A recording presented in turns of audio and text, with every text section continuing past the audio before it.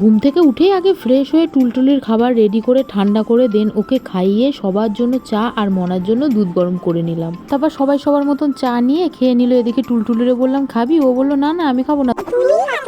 সকালে ব্রেকফাস্ট করলাম এক টোস্ট আর জিলিপি দিয়ে, আর দুপুরে লাঞ্চে ছিল দিনের বিরিয়ানি খাওয়ার পরে ভীষণ ঘুম পেয়েছিল। ঘুম থেকে উঠে দেখি মামি আর ভাইয়ের বউ এসেছে আমাদের সাথে দেখা করতে বিজয়া দশমীর মিষ্টি দিতে। তো তখন টুলটুলি ওদের সাথে একটু খেলা করছিল। রাতে কমান্ডো মুভিটা চালিয়ে দেখছিলাম। আর এই তেরে ইশকে মে এই মুভিটার যে কটা ডায়লগ আছে আর গানগুলোও মনে হয় আশা করি ভালো হবে, বইটার জন্য আমি ওয়েট করে আছি। এদের তো ঘুমিয়ে পড়েছিলাম। ঠিক রাত 12টার সময় সবাই এসে সারপ্রাইজ দিল, কারণ আমার বার্থডে উপলক্ষে রাজদীপ একটা লাবুবু কেক এনেছিল। কেকটা কি কিউট লাগছে দেখতে। তারপর তো সবাই মিলে কেকটা কাটলাম। কেকটা কেমন হয়েছে অবশ্যই কিন্তু কমেন্ট করে বলো। আমার তো কেকটা দারুণ লেগেছে আর খেতেও হেভি টেস্টি। ঠিক এভাবেই আর একটা বছর এগিয়ে গেলাম। এই সারপ্রাইজটা তো আমার খুবই ভালো লেগেছে। তো আজকের দিনটা এভাবে কাটালাম। দেখা হচ্ছে কালকে, চলো টাটা।